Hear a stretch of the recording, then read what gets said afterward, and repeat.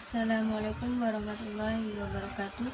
Saya Husnia dari kelas 12 IPA 6. Di sini saya akan menjelaskan tentang bioteknologi, materi biologi kelas 12.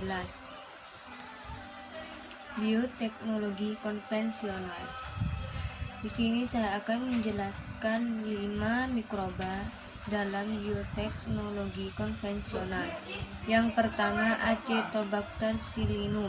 Acetobacter psillinum merupakan bakteri yang bermanfaat bagi kehidupan manusia, terutama pada industri makanan.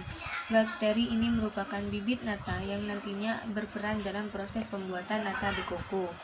Acetobacter psillinum dapat dibedakan dengan spesies yang lain karena sifatnya yang ditumbuhkan pada medium yang kaya komponen gula. Bakteri ini dapat mencegah komponen gula dan mampu membentuk suatu polisakarida yang dikenal dengan selulosa ekstraseluler. Yang kedua, Rhizopus oryzae. Jamur Rhizopus oryzae merupakan jamur yang sering digunakan dalam pembuatan tempe. Pada jamur Rhizopus oryzae ini sangat aman untuk dapat dikonsumsi karena tidak menghasilkan toksin dan mampu menghasilkan asam laktat. Ciri-ciri Rhizopus oryzae secara umum antara lain ialah hifa tidak bersekat atau senositik, hidup sebagai saprotroph, yaitu dengan menguraikan senyawa organik. Yang ketiga, Saccharomyces cerevisiae. Saccharomyces cerevisiae memiliki manfaat atau peran dalam fermentasi etanolis. Produk utamanya adalah etanol. Bakteri ini digunakan dalam bidang fermentasi tradisional seperti makanan dan minuman seperti tempe, tape, tua, bahan-bahan kimia, protein terapi, produk farmaseutical, agrikultur, biofuel, dan industri enzim. Karakteristiknya adalah stabil, dapat menghasilkan produk yang diinginkan dalam jangka waktu pendek tanpa menghasilkan produk sampingan yang bersifat racun. Produk yang diinginkan dapat dengan mudah dipisahkan dari senyawa atau bahan-bahan lainnya. Yang keempat, Lactobacillus bulgaricus. Lactobacillus bulgaricus adalah sejenis bakteri yang berperan dalam pembentuk yogurt. Bakteri ini hidup dari memakan laktosa atau gula susu dan mengeluarkan asam laktat. Asam ini sekaligus mengawetkan susu dan degradasi laktosa atau gula susu sehingga orang yang tidak toleran terhadap susu murni dapat mengonsumsi yogurt tanpa mendapat masalah kesehatan. Yang terakhir, Neurospora cytopila. Neurospora cytopila merupakan salah satu spesies dari genus Neurospora yang memiliki spora berbentuk seperti urat saraf berloreng-loreng. Neurospora cytopila juga dikenal sebagai jamur oncom.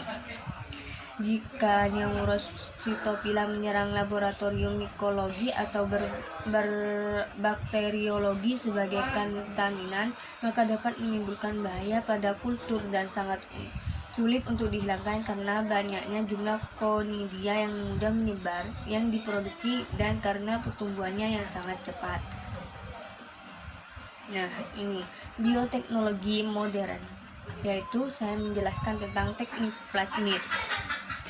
Teknik plasmid adalah plasmid sendiri adalah gen yang melingkar yang terdapat dalam sel bakteri, tidak terikat pada kromosom. Teknik plasmid adalah penggunaan plasmid sebagai vektor dalam teknologi DNA rekombinan. Contohnya, bakteri penghasil insulin.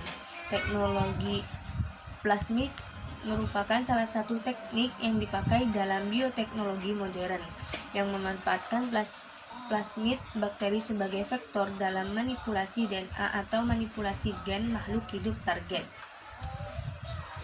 Salah satu contoh teknologi plasmid yang paling terkenal adalah pembuatan hormon insulin buatan dengan menggunakan bakteri Escherichia coli.